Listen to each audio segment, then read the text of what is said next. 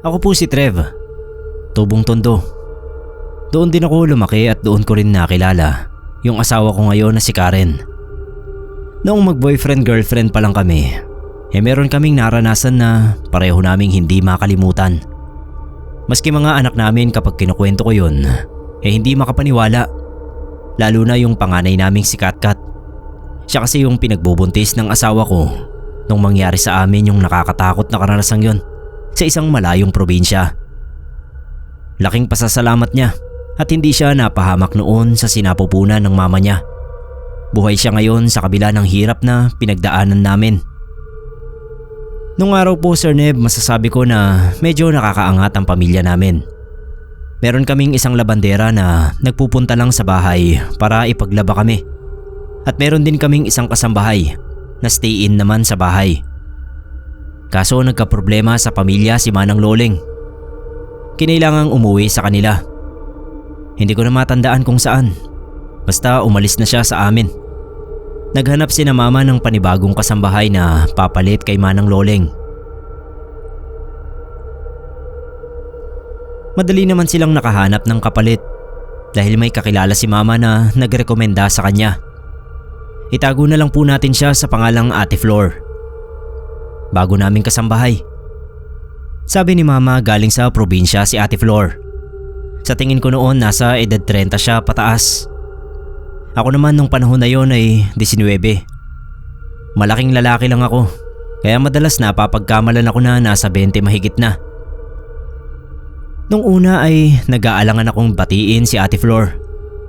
Kasi hindi gaya ni Manang Loleng na masalita. Siya tahimik lang. Lagi lang nakatingin. Parang nakakaasiwa. Para kasing binabantayan lahat ng kilos ko. Pero sumusunod naman siya agad kapag may inuutos ka. Sabi ni mama baka ganun lang daw talaga at nangangapa pa si Ate Flor sa mga ugali namin. Dahil galing nga sa probinsya at hindi pa naman kami lubusang kilala. Lumipas pa yung ilang buwan, kahit papano nakakausap ko na siya.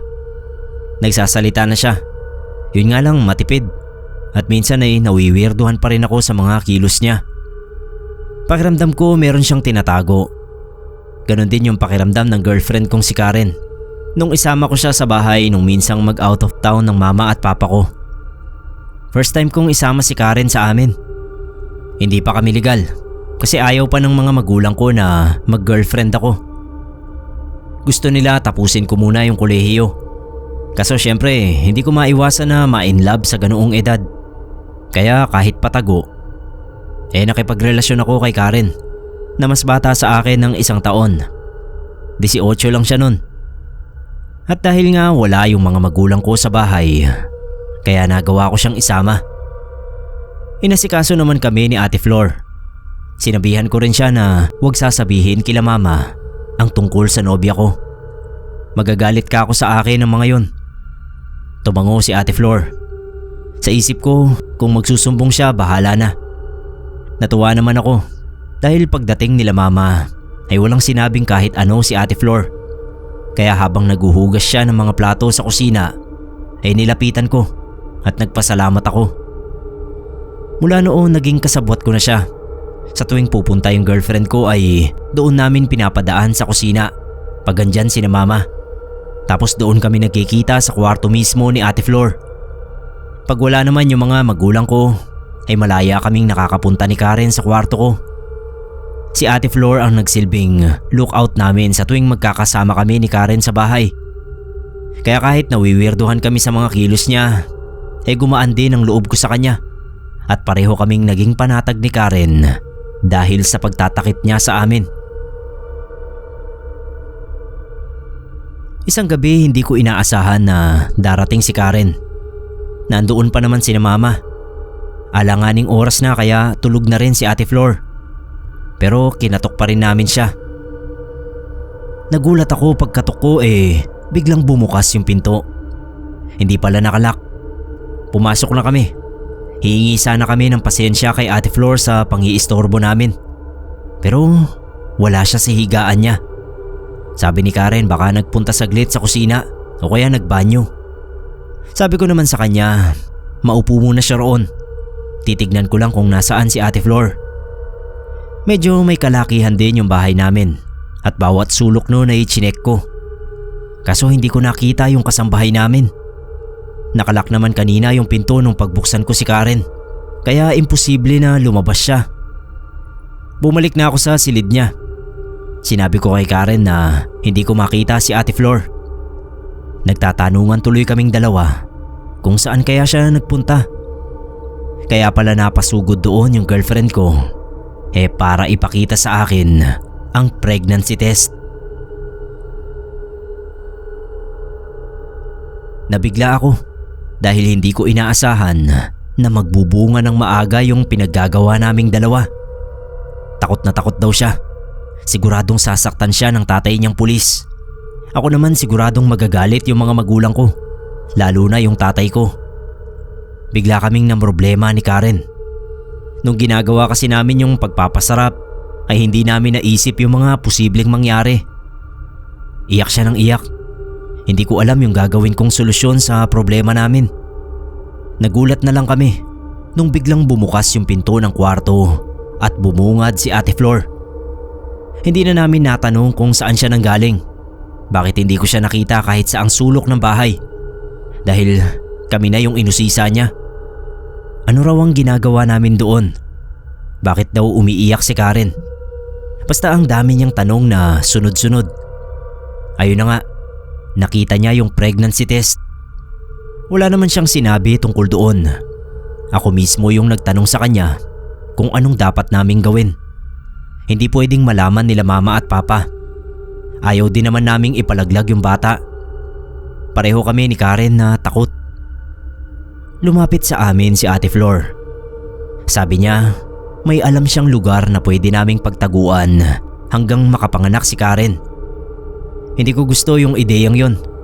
Mas lalong magagalit yung mga magulang namin kung lalayo kami.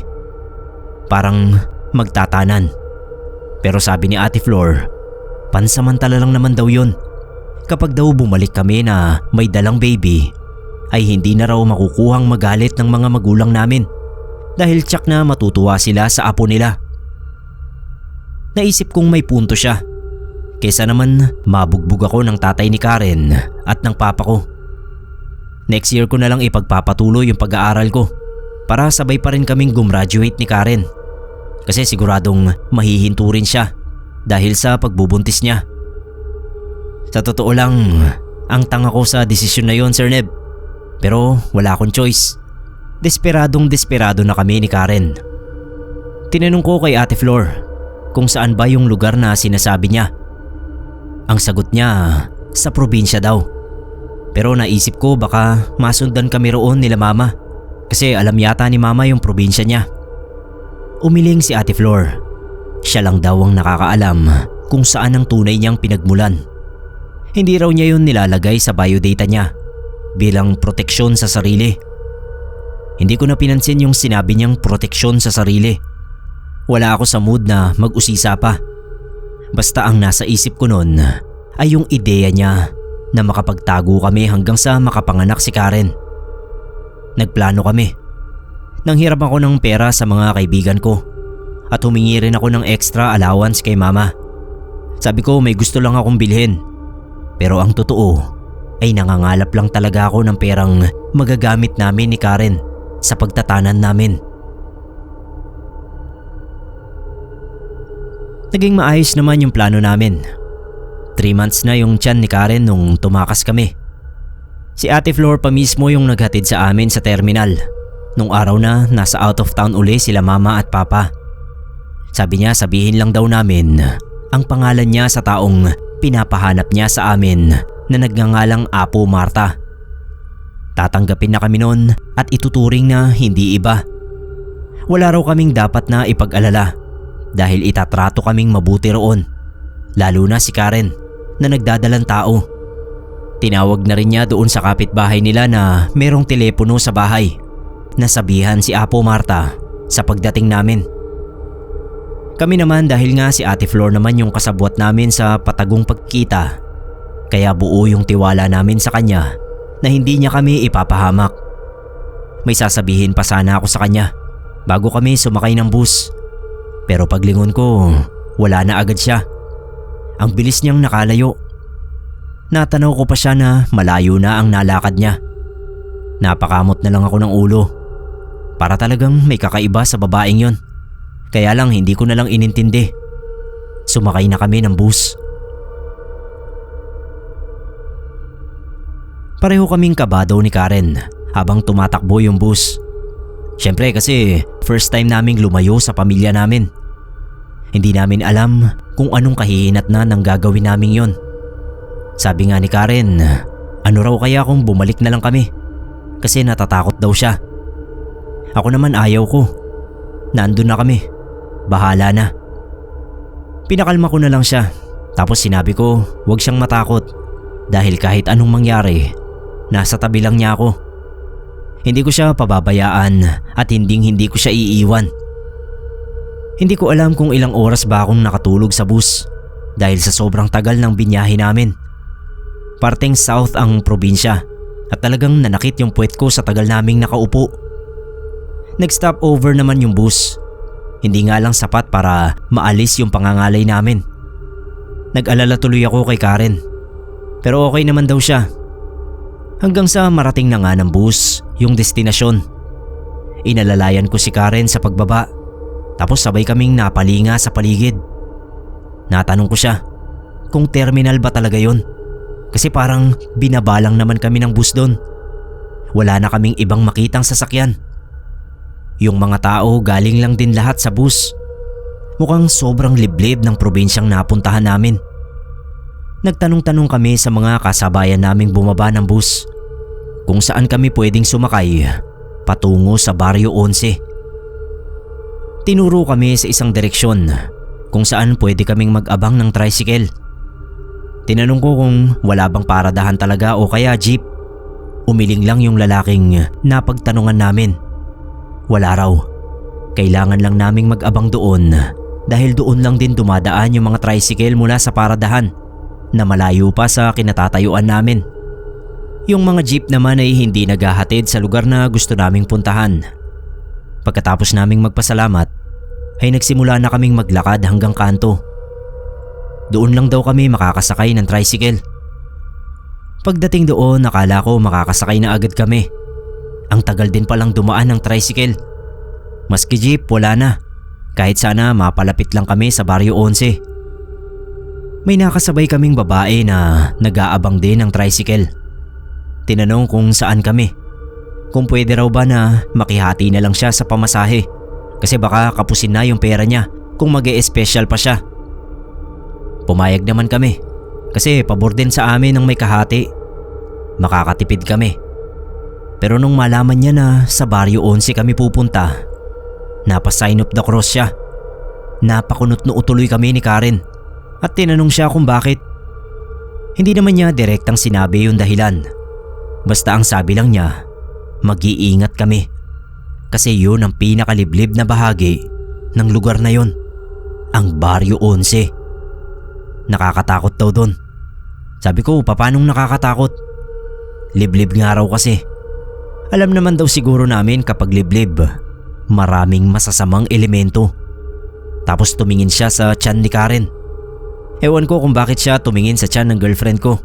Hindi pa naman halata yung tiyan niya. 3 buwan pa lang. Mukha lang namang busog.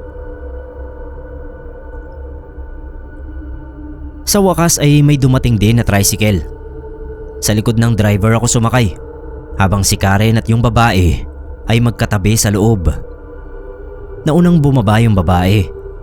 Bago tuluyang bumaba, narinig ko pang sinabi niya sa girlfriend ko na mag-ingat mabuti. Tapos nagpasalamat sa amin sa pagsabay sa kanya. Nakita kong hinatid pa niya ng tanaw ang tricycle namin palayo. Ewan ko bakit parang nag-alala siya sa amin. Kita ko sa mukha niya. Nagulat ako nung huminto yung tricycle sa gitna ng pilapil. Hanggang doon na lang daw siya. Tinanong ko kung bakit. Sabi niya masyado na raw malubak ang daan papasok. Lakarin na lang daw namin.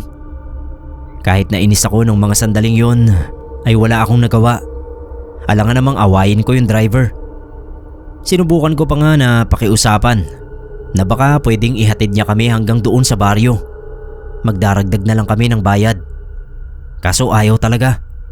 Pero may tinuro siya na shortcut sa amin. Doon daw sa talahiban na yon, pag kumaliwa kami ay tumutumbok na sa baryo. Pag kumana naman ay highway na yung labas nun. Shortcut naman para sa abangan ng bus. Nagpasalamat na lang din kami at nagpatuloy na sa paglalakad. Sinundan na lang namin yung direksyong tinuro niya, yung shortcut patungo sa Barrio 11. Maaga pa naman, kaya nung makakita kami ng puno ay nagpahinga muna kami ni Karen. Natatawa na lang kami sa pinagdaraanan namin nun. Sabi ko ang hirap din palang magtanan. Tapos sinisi niya ako. Sabi ng araw ba niya kanina bumalik na lang kami. Inako ko naman yung kasalanan. Pero ngayon kako ay hindi na kami makakabalik. Konting kembot na lang nasa baryo na kami. Mukha namang masarap maglagi doon dahil mapuno. Sariwa yung hangin. Tamang-tama sa pagbubuntis niya. Kailangan niyang makasagap ng sariwang hangin at makakain ng mga prutas at gulay na fresh para sa baby namin. Hindi na namin inisip yung paalala ng babae. Ang naisip ko noon, natural lang siguro sa mga tao ang mag-alala kapag ganoon kaliblib ang lugar. At syempre probinsya yon, kaya siguradong naniniwala yung mga tao sa mga masasamang elemento. Ako kasi nung mga oras na yon, ayoko munang isipin yung mga elemento na yan. Gusto ko lang isipin noon na kathang isip lang sila. Sabi-sabi ng mga tao na nakatira sa ganoon kaliblib na lugar.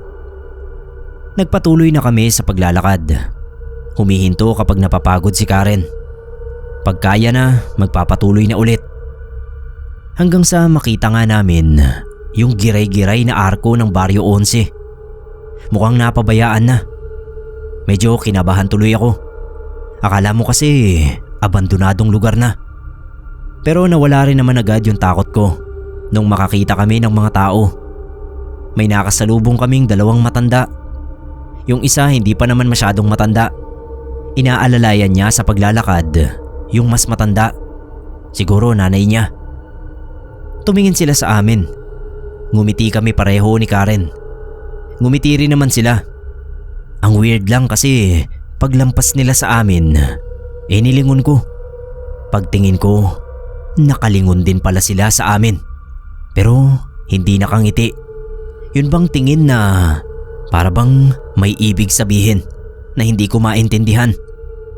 Hindi ko tuloy maiwasan na makaramdam ng takot. Pero sinabi ko na lang sa sarili ko na baka nagtataka sila kung sino kami. Malamang kasi ay kilala na nila ang lahat ng residente sa baryo at kami ay dayo lang. May mangilan-ngilan pa rin kaming nakakasalubong. Lahat ay parang nagtataka ang muka. Tumitingin ng kakaiba sa amin. Humigpit nga yung kapit sa akin ni Karen kasi natatakot na raw siya. Pinagtanong na namin yung bahay ni Apo Marta. Swerte namang alam ng binatilyong lalaki yung bahay dahil kilala niya kaya tinuro agad niya sa amin. Pero para sigurado ay nagpasama na kami. Sabi ko bibigyan ko na lang siya ng konting bayad. Sinamahan naman niya kami pero hindi niya tinanggap yung bayad. Wag na raw. Hindi ko na pinilit. Nagpasalamat na lang ako. Total ay kailangan talaga naming tipirin yung pera namin. Isang malaking kubo ang dinatnan namin. Sa pintuan ay nakatayo yung matandang babae na puti na lahat ng hibla ng buhok.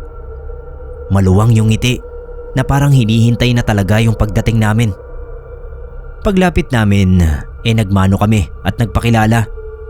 Nagpakilala rin siya tapos pinatuloy na kami. Kubo lang yun pero may kalakihan nga. Dalawa yung silid at ang sabi ay ipapagamit sa amin yung isa. Yun daw ang silid ni Ate Flor.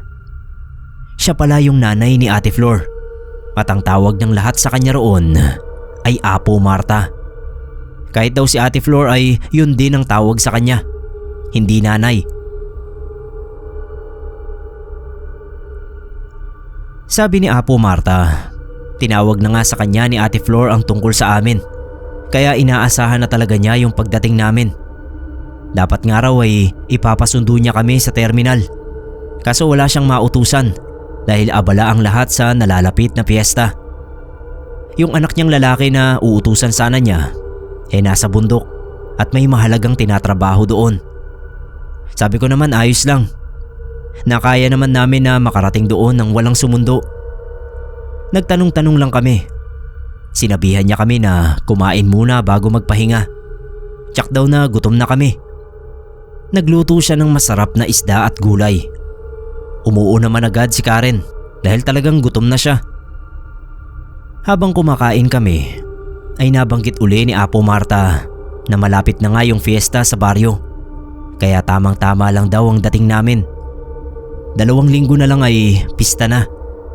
Natuwa naman kami dahil hindi pa kami nakakaranas ng pista sa baryo. Siguradong masaya yon. Masiglang nakipagkwentuhan pa sa amin si Apo Marta tungkol sa mga inihahandang aktibidad ng mga taga-baryo para sa darating na kapistahan.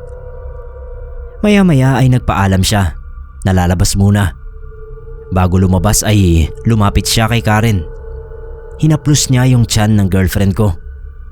Ngumiti siya at saka lumabas na ng pintuan. Tumingin sa akin si Karen nang may pag-aalala. Tinanong ko siya kung natatakot ba siya sa matanda. Umiling siya. Nagulat lang daw siya sa ginawang paghawak sa tiyan niya. Ganun lang ka ako siguro talaga yung matatanda. Mahilig humawak sa tiyan ng mga buntis. Lalo na yung matatanda sa probinsya. May sinabi lang si Karen na nagpakaba sa akin. Sabi niya, kumislot at sumakit ng konti yung tiyan niya nung hawakan ng matanda. Yun ang unang gabi namin sa Baryo 11. Pareho kaming hindi makatulog ni Karen. Nagkwentuhan na lang kami. Mga kalahating oras na siguro kaming nagkukwentuhan nung bigla kaming makarinig ng alulong ng aso. Natakot agad si Karen at napayakap sa akin. Ako naman nakikiramdam lang. Noon pa lang kasi ako nakarinig ng kakaiba at nakakatakot na alulong. Mga ilang segundo rin yon. Nung mawala na ay sumilip ako sa bintana. Wala akong ibang nakita kundi yung madilim na labas.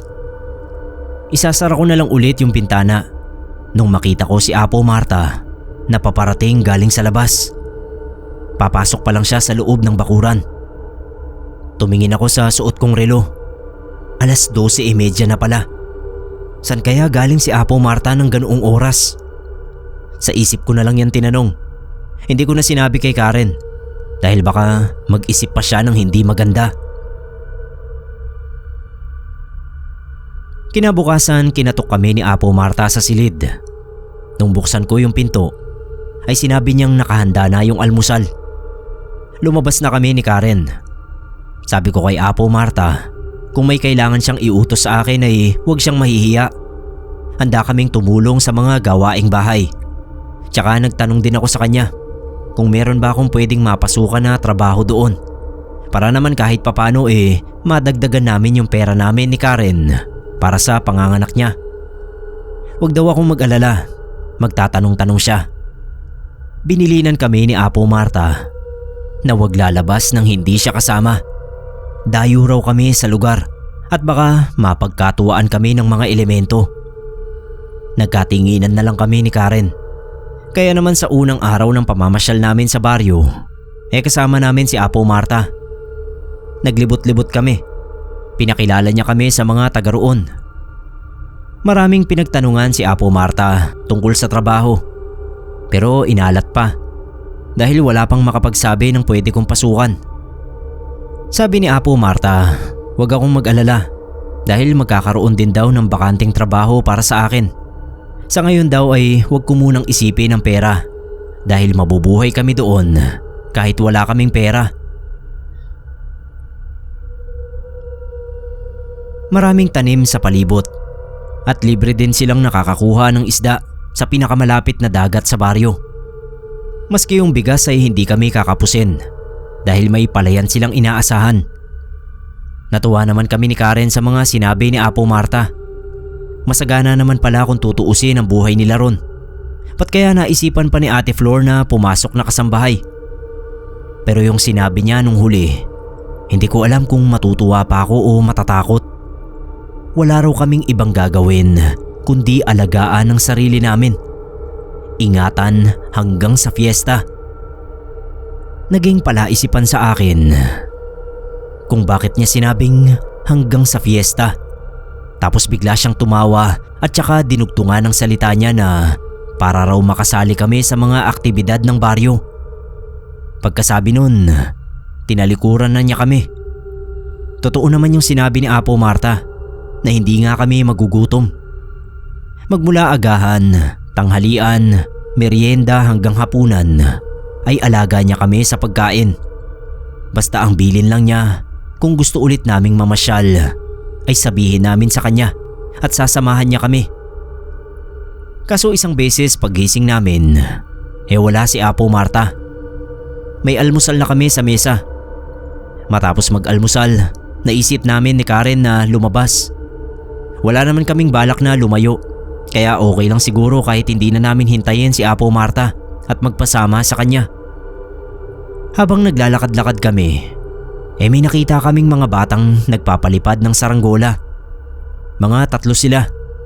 Naaliw naman kami sa panonood sa kanila, kaya napasunod-sunod kami kung saan sila napapagawi.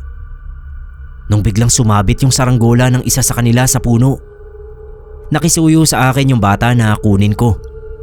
Hindi ako marunong umakyat ng puno, pero naawa naman ako sa bata, kaya sinubukan ko. Hirap na hirap nga ako noon. Tinatawanan pa ako ni Karen.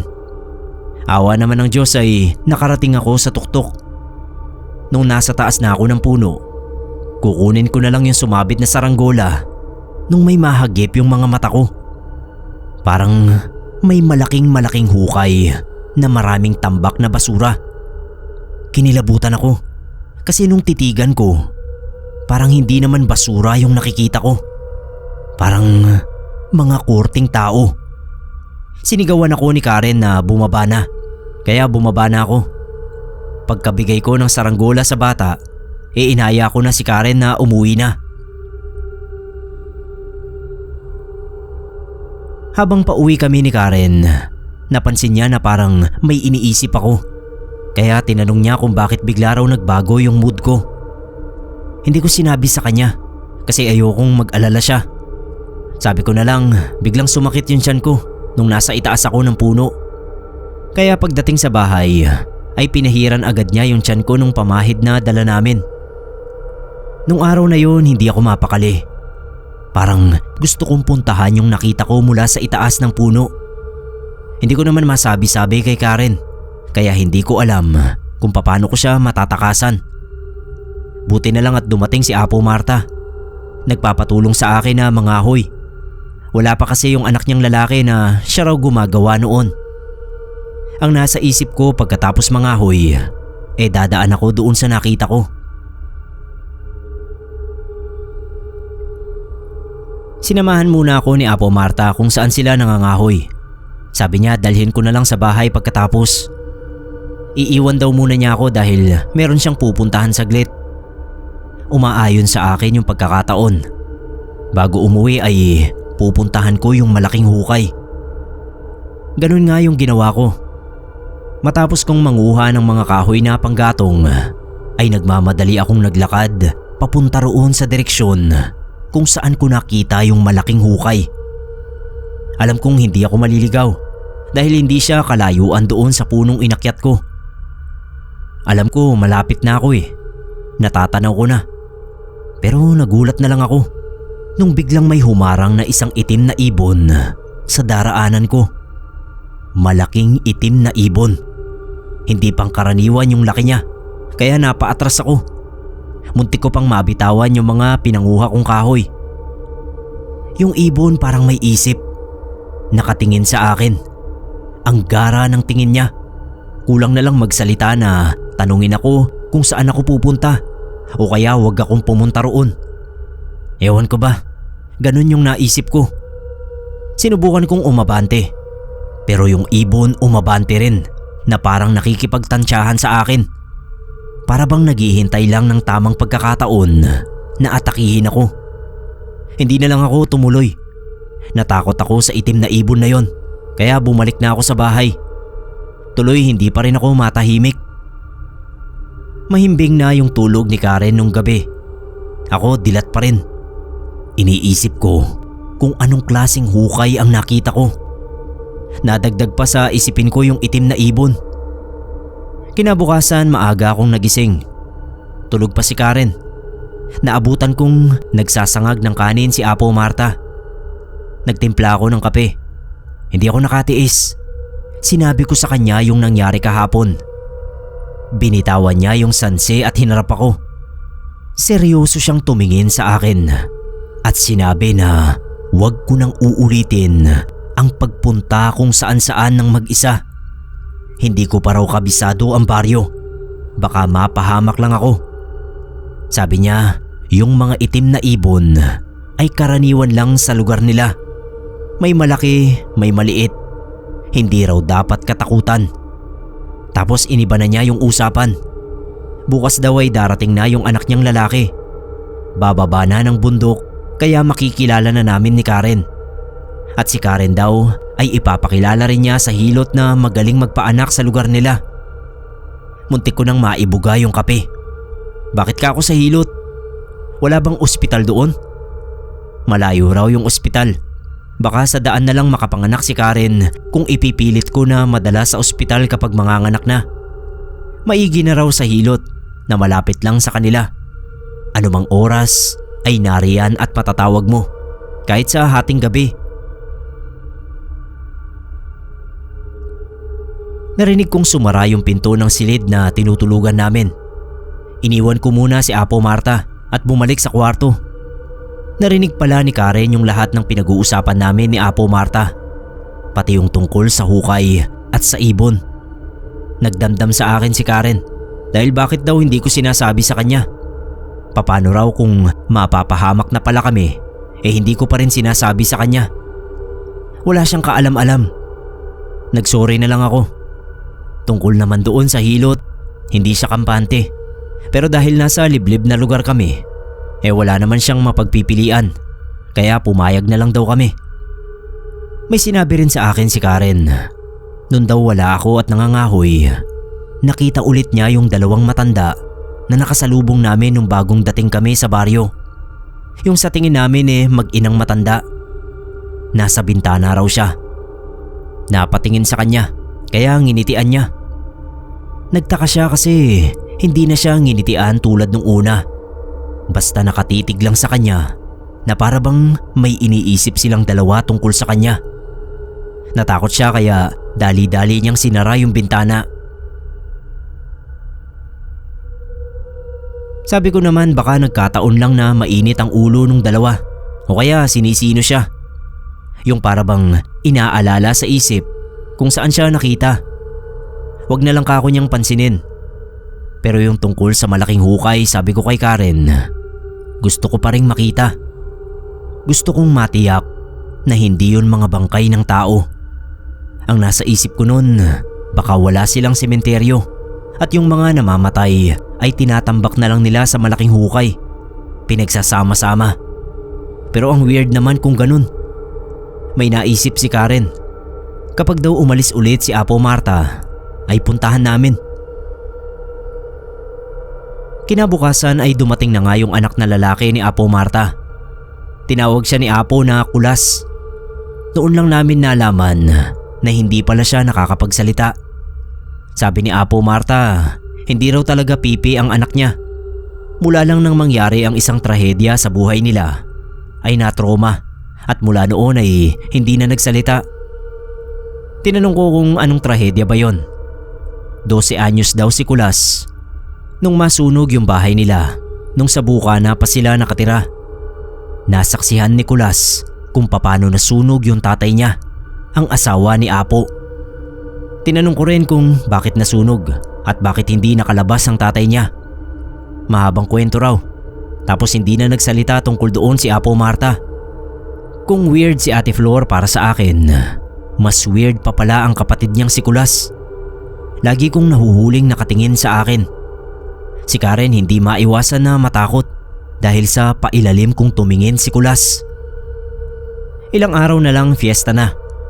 Napansin ko na medyo dumami yung mga tao sa baryo na naglalakad-lakad. Tapos lahat ng nakakakita sa amin sa bakuran ni Apo Marta ay tumitingin sa amin ng kakaiba. Hindi na ako napapanatag noon. Hindi ko alam kung bakit hindi ako komportable sa lugar kahit napakaganda ng lugar na yon. Nakakuha kami ni Karen ng pagkakataon na makalabas ulit nang magpaalam si Apo Marta na may pupuntahan at si Kulas naman ay nangahoy mag-isa. Sabi ko kay Karen, kapag natiyak ko na mga basura lang ang nasa hukay, mapapanatag na ako kahit papano. Nagmadali kami sa paglalakad. Pero kapag may nakakasalubong kami ay naglalakad kami na parang namamasyal lang talaga. Maya-maya pa, narating namin yung malaking hukay ng walang itim na ibong humarang sa amin. Pero nagulat ako kasi yung malaking hukay maraming tambak na mga halaman. Para bang sadyang tinabunan. Hindi mo na nga makikita na may hukay doon kasi talagang pinuno ng mga tinabas na halaman. Alam kong hindi ganun yun. Para bang may tinatago sila sa amin. Sabi ni Karen, bumalik na kami sa bahay. Nagulat pa kami nung marinig namin ang boses ni Apo Marta. Paglingon namin ay nasa likuran siya. Galit yung tingin. At sabi ay bakit daw ang tigas ng ulo ko. Pinagsabihan na raw niya akong wag pupunta sa kung saan saan. Lalo na sa lugar na yon na pinagbabawal puntahan dahil mapanganib. Marami raw ligaw na bababangis na hayop. Napayuko na lang kami ni Karen. Para kaming mga bata na pinapagalitan ni Apo Marta. Nahiya naman kami kaya umuwi na kami kasunod niya.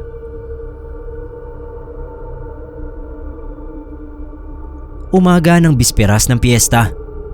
Pagkagising namin ni Karen, nagulat kami dahil ang daming tao sa kubo ni Apo Marta. Meron sa labas at meron ding nasa loob. Akala mo pista na talaga. Tinanong ko si Apo Marta kung anong meron. Sabi niya puro mga taga roon din daw ang mga taong yon. Bukas na kasi ang piyesta at gusto lang daw kami makita. Nagtaka ako kung ba't gusto kaming makita. Kaming dalawa ni Karen. Sabi nung matanda, gusto lang daw kaming batiin. Bahagi raw ng tradisyon nila sa baryo ang batiin ng mga dayo tuwing bago magpista. Kahit medyo naguguluhan kami, ay napilitan kami ni Karen na humarap sa mga bisita ni Apo. Yung iba sa kanila nakita na namin nung naglibot kami roon. Nandoon din yung mag-inang matanda, pati yung binatilyo na nagturo sa amin ng bahay ni Apo. Maski yung mga batang nagsasaranggola. Ang nakakapagtaka pa, lahat sila mukhang masayang masaya na makita kami na para bang kadarating lang namin. Magdadalawang linggo na nga kami sa baryo. Tapos hinahawakan nila kami na parang yung ginagawa natin kapag nagpupunas ng mga santo. Pero nung makita kong hinahaplos nila pati yung tiyan ni Karen, doon na ako umaksyon. Pinigilan ko sila at sabi ko maselan yung tiyan ng nobya ko. Nagkatinginan pa sila nung inawat ko sa ginagawa nila. Parang nakahalata naman si Apo Marta na natatakot na kami, lalo na si Karen. Kaya siya na rin mismo ang sumaway sa mga kababaryo niya. Sinabihan niya sila na tapos na yung pagbati. Pwede na silang magsiuwi. Yung iba parang ayaw pang tuminag. Kulang na lang ipagtulakan ni Apo Marta. Tapos humingi siya sa amin ng pasensya. Ganun lang daw talaga sa kanila. Pumasok na kami ni Karen sa kwarto kahit hindi pa kami kumakain ng almusal. Naalala ko kasi sabi ni Karen, biglang sumakit yung tiyan niya nung paghahawakan ng mga taong yon. Parang hindi nagustuhan ng baby namin ang ginagawa nila. Hinawakan ko yung tiyan ni Karen at kinausap ko yung baby namin. Sabi ko wag mag-alala. Okay lang yon. Walang makakagalaw o makakapanakit sa kanya, sa kanila ng mama niya. Mukhang napanatag naman yung baby namin dahil umayos na yung pakiramdam ng tiyan ni Karen.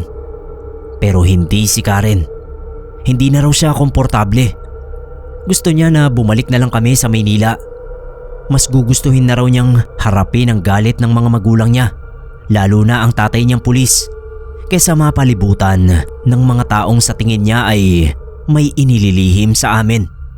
Naghihinala na siya nun na aswang ang mga yon. Pinakalma ko naman siya. Kahit kinukutuban na rin ako ang sinabi ko pa rin sa kanya, baka ganun lang talaga yung mga tao sa probinsya. At baka nga tradisyon nila na batiin ang mga dayo sa bisperas ng pista.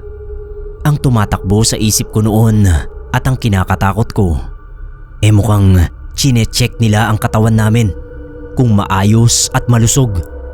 Panay kasi yung pisil nila.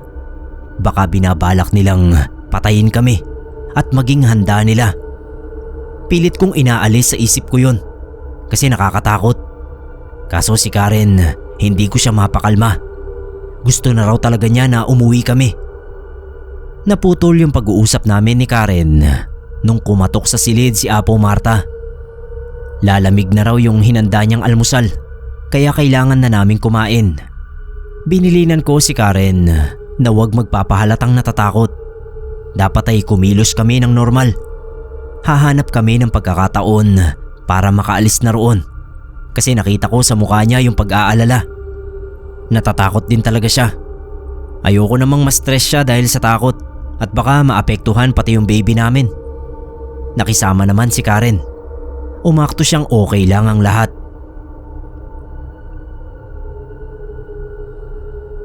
Yung araw na yun mismo ng bisperas, pakiramdam ko ginagwardyahan nila kami. Kasi nung mga nakaraang araw naman walang mga taong palakad-lakad sa harap ng bakuran ni Apo. Parang ang walang katao-tao sa baryo. Pero nung araw ngang yun, ang dami nila. Pero naisip ko rin na baka nga dahil bisperas na noon, kaya ganoon. Abala na sila sa pagpaparoot pa rito dahil sa paghahanda para sa pista. Natanong ko si Apo Marta kung ano bang mga aktibidad sa baryo bukas. Sabi niya marami. May sayawan, may kantahan, kainan sa bawat bahay. At sa gabi bago matapos ang pista, ay doon daw nila kakainin ang espesyal na putahe. Ang anak niyang si Kulas ang magluluto gaya ng dati. Sarap na sarap daw kasi ang mga taga-baryo kapag si Kulas ang nagluluto. Kaya raw umakyat sa bundok nung nakaraang linggo ang anak niya ay para manguha ng mga espesyal ding panlahok sa putaheng pampista. Tapos ay nagritual din daw doon para hingi ng basbas ng kalikasan para mairaos ng sagana ang pista ng baryo. Napaisip ako kung anong espesyal na putahe ba yun, kaya tinanong ko. Tumingin sa akin si Apo Marta nang nakangiti at sabi ay malalaman ko rin bukas. Kinabahan ako. Bakit hindi pa niya sinabi sa akin? Bukas pa ipapaalam kung kailan isasalang na kami. Pumasok ako ng kwarto at sinabihan si Karen na ihanda ang sarili sa gagawin naming pagtakas. Pakiramdam ko kasi kung magpapaalam kami na aalis muna sa oras na yon ay hindi kami papayagan. Tiyak na pipigilan kami at baka sabihin na patapusin muna ang pista. Para tuloy sinisilihan ang puwet ko. Hindi ako mapakali. Maya-maya ay narinig naming may dumating na bisita si Apo. Boses lalaki. Lumapit ako sa pinto at dinikit ko yung tenga ko para mapakinggan ang usapan nila. Dinig na dinig ko. Tinanong ng lalaki na matanda rin ang boses kung may problema ba. Sagot ni Apo Marta, wala. Masunurin naman daw at malulusog. Puro gulay at prutas ang pinakain niya para masigurong malusog ang pangangatawan. Wala naman silang binanggit na pangalan. Pero malakas ang kutob ko na kami ni Karen ang tinutukoy nila. Lalo na nung sabihin ni Apo Marta na huwag silang mag-uusap doon dahil baka marinig sila. Pagtapos noon, narinig ko yung yabag nila na palabas ng kubo. Tinanong ako ni Karen kung anong narinig ko. Nagdalawang isip akong sabihin sa kanya dahil iniingatan ko nga na makaramdam siya ng sobrang takot. Pero nasabi ko pa rin. Sabi ko kay Karen, hindi namin pwedeng dalhin ang mga bag namin kung tatakas kami dahil mahahalata kami. Nakaisip na ako noon ng paraan kung paano kami makakatakas at makakapaglakad-lakad din tulad ng iba na nasa labas. Lumabas kami ng silid. Nilapitan ko si Apo Marta at tinanong kung meron ba kaming maitutulong sa paghahandang ginagawa nila sa pista. Umiling agad siya at sabi ay magpahinga lang daw kami. Sila na raw ang bahala sa lahat. Pero sabi ko, naiinip na kami sa loob ng bahay. Pinilit ko na payagan na lang niya kami na maglibot-libot sa baryo. Gusto kasi ni Karen na makalanghap ng sariwang hangin at makapasyal sa iba pang bahagi ng baryo. Huminga ng malalim yung matanda na parang wala nang maidadahilan kung pipigilan pa rin niya kami. Kaya wala siyang nagawa kundi pumayag. Basta wag lang daw kaming lalayo at babalik din agad. Pinaalala rin niya sa amin na wag kaming pupunta sa pinagbabawal na lugar sa baryo dahil baka mapahamak daw kami. Umuo kami at nagpasalamat. Tapos ay kinapitan ko na yung kamay ni Karen habang palabas kami ng kubo.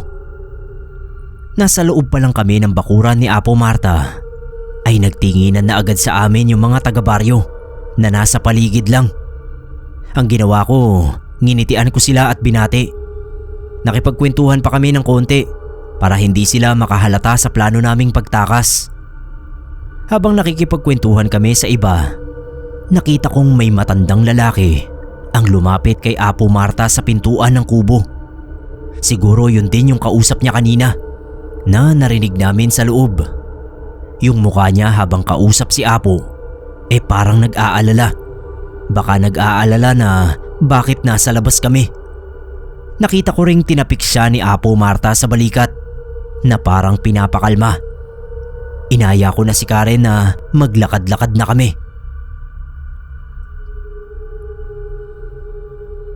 Habang naglalakad-lakad kami ni Karen, napansin ko na yung matandang lalaki ay panay ang sunod sa amin. Kapag humihinto kami, ay humihinto rin siya. Binulong ko kay Karen na kailangan naming umiba ng direksyon. Palabas na kasi dapat ng baryo yung tinatahak naming direksyon. Pero baka makahalata yung matanda, kaya lumiko kami. Nung maglakad kami pabalik, paglingon ko ay wala na yung matandang lalaki. Kahit papano nakahinga kami ng maluwag. Yun nga lang, papasok uli kami sa baryo. Sana lang may ibang daan palabas dun. Kakalakad namin ay nagawi ulit kami doon sa pinagbabawal na lugar ni Apo Marta. May tabon pa rin ng mga makakapal na halaman yung malaking hukay. Biglang sinabi sa akin ni Karen na paparating si Apo Marta. Kasunod yung dalawa pang babae na may bit-bit na mga malalaking talyasi. Siguradong mapapagalitan na naman kami kapag nakita kami roon. Kaya sa katarantahan namin na makapagtago, doon kami napasiksik sa malalagong halaman sa hukay. Muntik nang mapasigaw si Karen dahil yung paa niya ay lumubog sa mga halaman at nang tignan niya ang natapakan ay nakita niyang parang kalansay o buto ng tao ang naapakan niya. Tinakpan ko yung bibig niya at sinenyasan na huwag mag-iingay.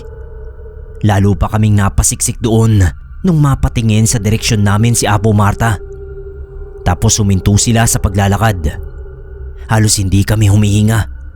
Buti na lang at may tumawag kay Apo, kaya nawala yung atensyon niya sa pinagtataguan namin at dumiretso na sila sa paglalakad. Nung masiguro kong nakalayo na sila, ay hinawi ko yung mga nakatabon na halaman. Kinalkal ko yung hukay gamit lang yung dalawang kamay ko. Nangilabot ako sa nakita ko. Parang ang mga parte ng tao yung mga nakita namin doon. Inawat ako ni Karen. Umalis na raw kami doon habang wala pang tao sa paligid. Nagmamadali kong binalik yung mga tabon ng mga halaman at dali-dali na ring tumayo. Nagpalinga-linga muna kami. Nung wala na kaming makitang tao, nagmadali na kami sa paglalakad. Desidido ako na marating na agad yung labas ng baryong yon. Hapon na kasi at malapit nang lumubog yung araw. Ayokong abutan pa kami ng gabi doon at baka doon pa kami patayin. Napahinto kami nung isang malaking aso ang humarang sa daraanan namin. Binagalan namin yung paglalakad at sinubukang wag pansinin yon. Pero narinig namin yung kakaibang ungol ng aso, kaya napilitan akong dumampot ng bato. Kaso mukhang hindi naman natakot sa hawak kong bato. Sa halip ay humakbang pa papalapit sa amin. Tinanong ko si Karen kung kaya ba niyang tumakbo. Tumango naman siya, kaya sabi ko tatakbo na lang kami. Dahil yung aso sa tingin ko ay hindi pangkaraniwan. Isa pa, nagkaroon na kami ng dahilan para tumakbo dahil nga hinahabol kami ng aso. Tatahakin na namin yung daan palabas ng baryo. Kaya yung mga nakakita sa amin ay napatingin at kita naman nila na may asong humahabol sa amin. Nakakapagtaka lang dahil wala isa man sa kanila ang tumulong sa amin o kaya ay magpahinto man lang sa asong yon. At nung paglingon ko ay nakita ko pang hindi na lang aso ang humahabol sa amin kundi pati na rin yung mga taong nadaanan namin kung saan-saan kami napasuot. Nagkaroon ako ng pag-asa nung matanaw ko yung giray-giray na arko ng baryo.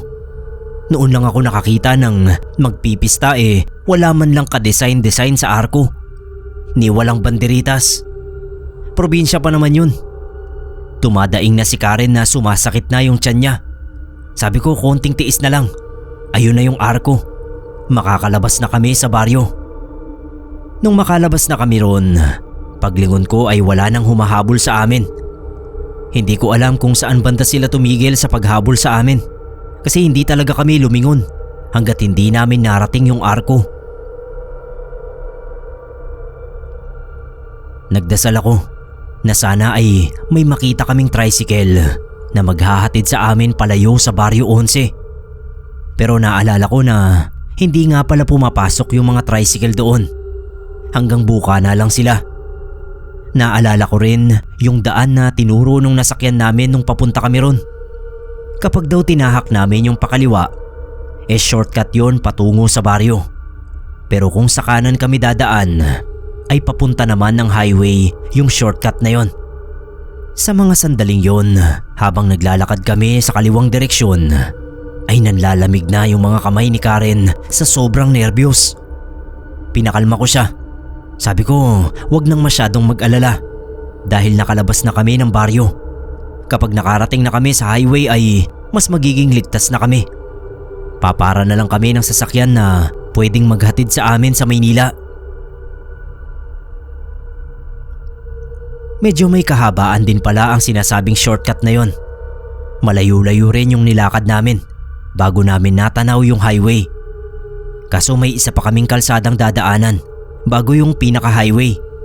At nung nandoon na kami, saktong may padaan na jeep na puno ng gulay ang nasa loob. Sa takot ko na maabutan pa kami ng mga humahabol sa amin, pinara ko na. At sabi ko baka pwedeng ihatid kami sa terminal ng bus pa Maynila. Magbabayad na lang kami. Pinasakay naman kami ng driver na matanda na rin. Ang sabi niya pwede niya kaming ihatid pero bukas pa ng umaga kasi wala na raw bumabiyahing bus ng ganoong oras. Meron lang yung mga parating. Bukas na raw ang biyahe ng mga pabalik ng Maynila. Inalok niya kami na magpalipas ng gabi sa kanila. Lubog na rin kasi yung araw nun. Nag-aalangan si Karen pero pumayag na rin ako. Kesa naman sa daan kami magpalipas ng gabi. Mukhang mabait naman yung matandang lalaki. Doon na kami pinasakay sa loob ng jeep. Kahit puno ng iba't ibang gulay ay kumasya naman kami. Hindi naman kalayuan yung tinakbo ng jeep. Nakarating agad kami sa bahay ng lalaki. Isang babae na hindi pa naman katandaan ang nagbukas ng pinto. Akala ko anak niya. Pero pinakilala yon ng lalaki na asawa niya. Mukhang napakalaki ng tanda niya sa babae. Sila lang daw dalawa ang magkasama sa bahay. Pinakain nila kami ng hapunan kasabay nila at inusisa kung saan ba kami galing. Nung malaman ng mag-asawa na sa Barrio 11 ay nagkatinginan sila. Para bang alam na nila kung anong panganib meron sa lugar na yon. Magkukwento pa sana ako pero iniba na nila yung usapan. Sila yung nagkwento tungkol sa mga gulay na ibabiyahe nila sa ibang bayan bukas. Ewan ko ba, pero nung nakahiga na kami ni Karen sa papag, parang hindi na ako dinalaw ng antok. Kahit anong pilit kong makatulog, nanatiling gising yung diwa ko. Nag-aalala ako sa kalagayan namin. bigla ko naalala si Ate Flor. Kung tama ang hinala namin na mga aswang ang naninirahan sa baryo nila, ibig sabihin ay aswang din si Ate Flor.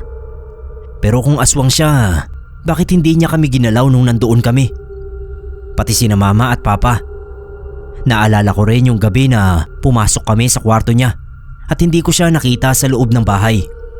Baka lumabas siya at nambiktima. Gulong-gulo talaga yung isip ko nung mga sandaling yon. Buti na lang si Karen nakatulog. Mas importante naman na makatulog siya at makabawi ng lakas. Lalo na at buntis siya. Nagdasal ako na sana bukas ay makarating kami sa Maynila nang walang aberya. Palalayasin ko talaga si Ate Flor sa oras na makauwi kami. Sa tingin ko ay sinadya niyang papuntahin kami sa baryo nila para maging handa ng mga kabaryo niya. Mananagot talaga siya sa akin. Isusumbong ko siya kina Mama at Papa. Buti na lang pala at hindi ako dinalaw ng antok. Dahil maya-maya lang habang nakapikit na ako, narinig kong may kumakatok. Tapos naramdaman kong bumangon yung matandang lalaki. Pagbangon niya, dumilat ako. Sinundan ko siya pero nakadistansya ako. Nakasilip lang ako sa pinto nung maliit na silid na yon. Nagulat ako nung buksan niya yung pinto. Bumungad doon si Kulas, yung anak ni Apo Marta. Meron itong sinenyas sa lalaki pero hindi ko maintindihan kung ano. Baka tungkol sa amin ni Karen. Biglang nangalog yung tuhod ko sa nerbiyos. Natanong ko agad yung sarili ko kung anong ginagawa roon ni Kulas. Kahit nangangatog ako sa nerbiyos, ayokong masiraan ng loob. Ginising ko si Karen ng dahan-dahan. Sabi ko kailangan na naming tumakas. Nagulat siya. Pabulong niyang tinanong sa akin kung bakit. Sabi ko kilala ng mag-asawa si Kulas. Malamang ay naitimbre na kami. Kung paano ay hindi ko alam. Tapos sinenyasan ko siya na mamaya na kami mag-usap. Kailangan na naming umalis. Inalalayan ko siya sa pagtayo sa papag. Maingat na maingat dahil baka magising yung babae. Swerte namin dahil nakabukas lang yung bintana. Doon kami dumaan palabas ng bahay. Halos hindi namin itapak yung mga paa namin. Huwag lang makagawa ng kahit konting kaluskos. Kaso bigla pa ring nagising yung babae. Siguro nung pagtalon ni Karen sa bintana. Kahit alalay ko nakagawa pa rin ng konting ingay. Tinawag agad niya yung asawa niya at sinabing dumaan daw kami sa bintana. Sinubukan niya kaming pigilan. Mabuti na lang at naitulak ko siya sa bintana kaya nagawa pa naming makatakbo. Habang tumatakbo kami palayo sa bahay nila, ay sinasabihan ko si Karen na ikalma ang sarili niya. Nag-aalala kasi ako sa dinadala niya. Baka makunan siya sa sobrang takot. Pero sabi naman niya okay lang siya. Kaya pa niya. Kakayanin daw niya. Kakatakbo namin ay nakarating kami sa mataas na talahiban.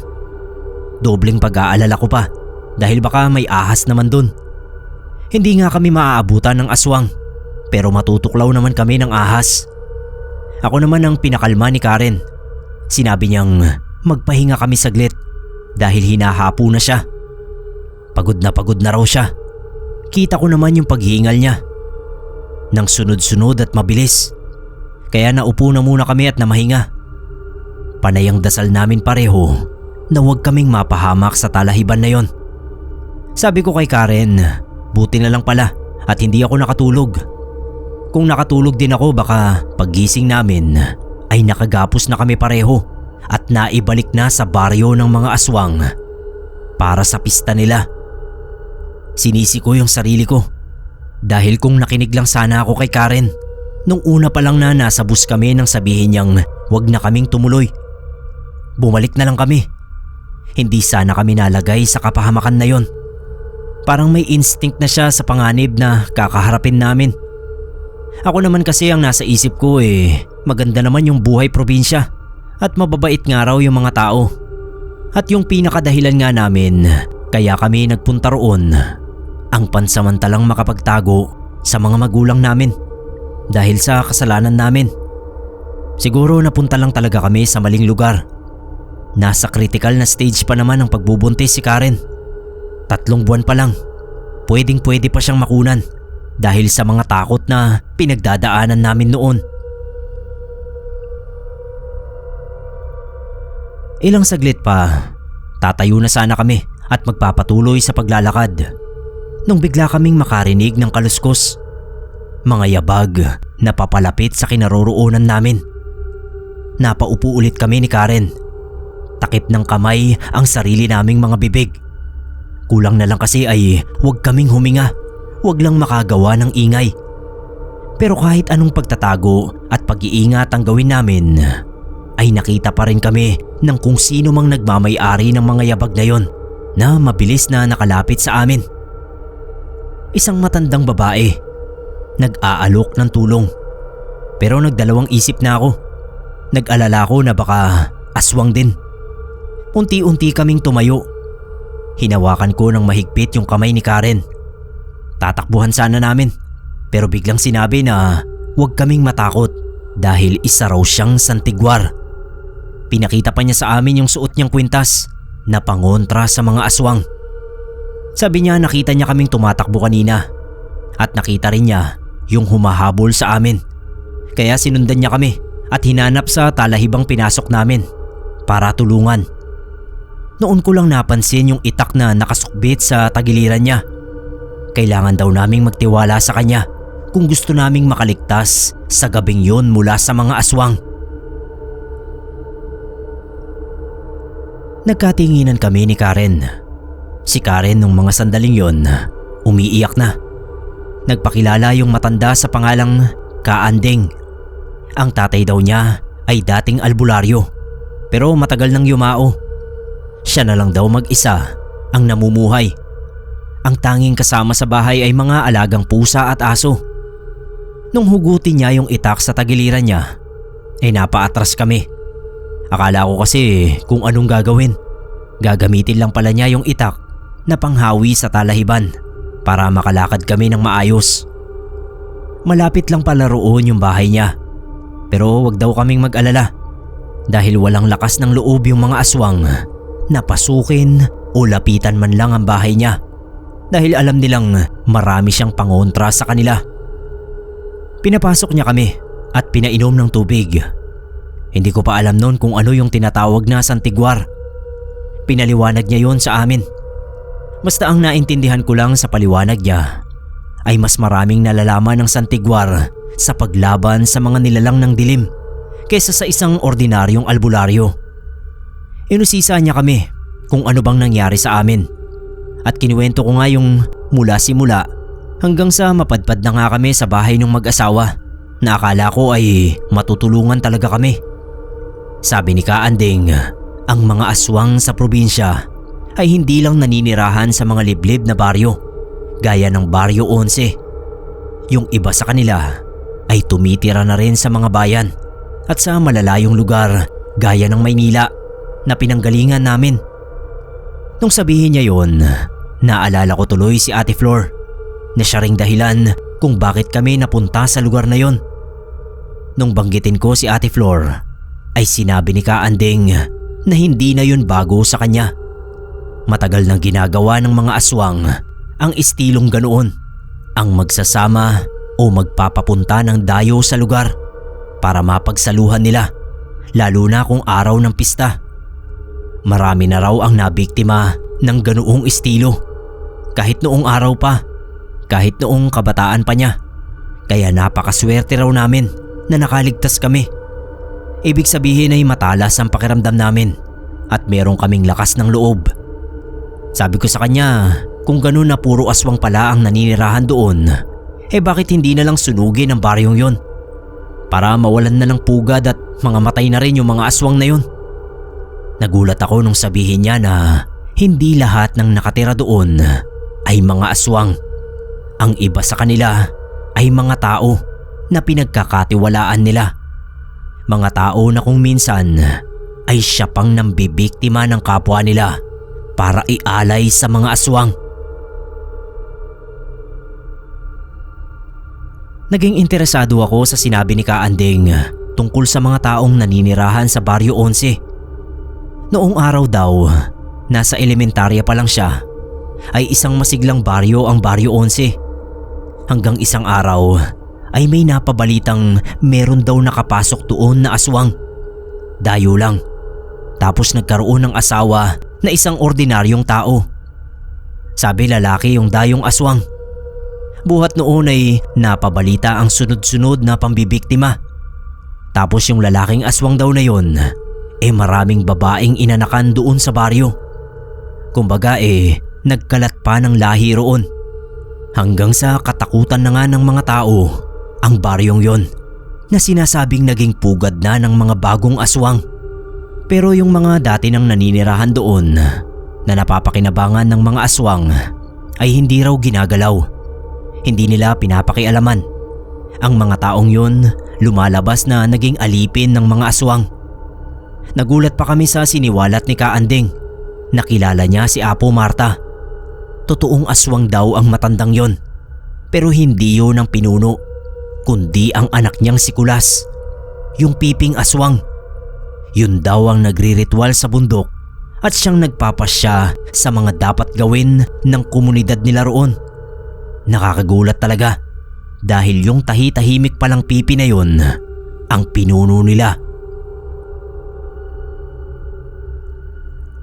Nasa gitna kami ng ganoong kwentuhan nung biglang magtahulan yung mga alagang aso ni Kaanding. Sabi niya, wag muna kaming magsasalita at manatili lang na tahimik. Nariyan na raw ang mga aswang. Pero wag kaming mag-alala dahil kaya niya kaming proteksyonan. Hanggang sa pag-aligid lang sa bahay niya ang magagawa ng mga yon.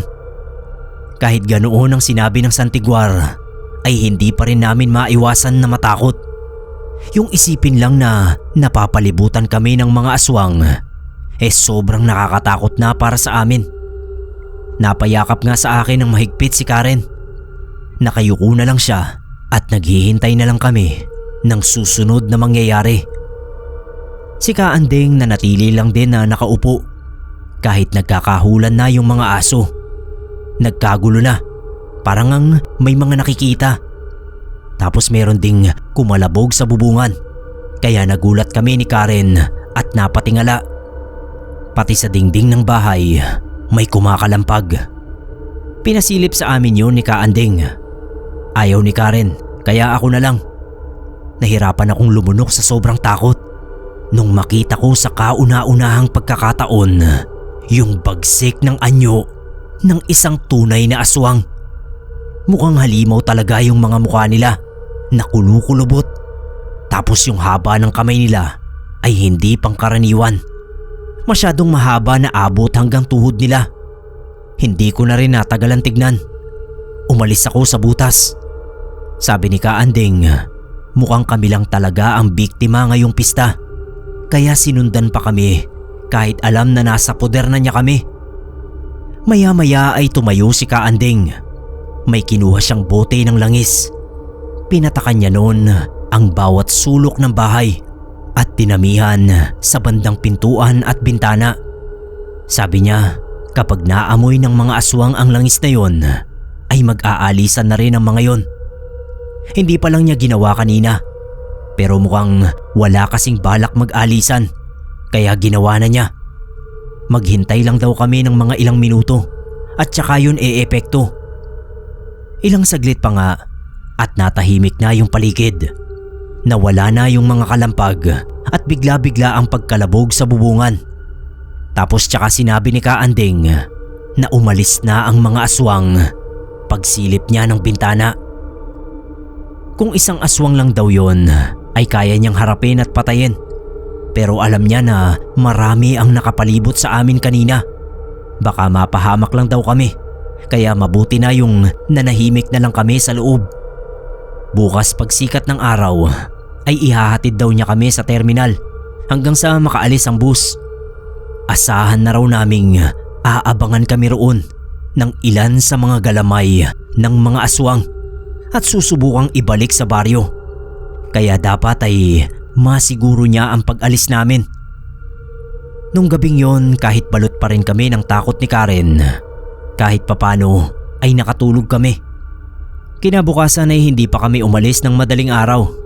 Hinintay muna namin na sikat na yung araw bago kami lumabas ng bahay ng Santiguar. May binigay siya sa aming pangontra sa mga aswang para kahit saan daw kami magpunta ay may pangontra na kami, lalo na si Karen. Sa totoo lang, habang palabas kami noon ay takot pa rin kami ni Karen. Palinga-linga kami kahit nakasakay na kami ng tricycle dahil baka may nakasunod na naman sa amin. Pero buti na lang at wala.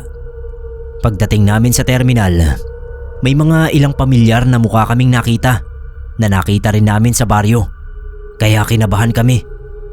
Kaso hindi sila makalapit sa amin dahil kasama pa namin si Kaanding. Hindi kami iniwan hanggang makasakay kami ng bus at makaandar. Nung makauwi kami sa bahay, hinanap ko agad si Ate Flor. Pero ang sabi ni Mama ay umalis na raw. Hindi nga raw nagpaalam sa kanila. Nung araw na umalis kami, mga 3 o 4 na araw, ay umalis na rin daw. May sinabi si Karen. Hindi raw siya sigurado pero parang nakita niya si Ate Flor doon sa baryo nung tumatakbo kami palabas. Hindi na lang nga niya naituro sa akin dahil tumatakbo nga kami. Sa tingin ko umuwi para sa pista nila pero hindi na lang nagpakita sa amin. Tulad ng inaasahan ay nakatanggap kami ni Karen ng katakot-takot na sermon mula sa mga magulang namin. Pero sa kabila nun ay tinanggap pa rin nila kami. Kung nung una pa lang ay nagtapat na kami sa nagawa namin, sana ay hindi na namin naranasan na mapunta sa baryong puno ng mga aswang. Awa naman ng Diyos ay nakapagtapos pa rin kami ng pag-aaral ni Karen. Nung makapagtrabaho ay nagpakasal na kami. At ngayon ay buong-buo na ang pamilya namin.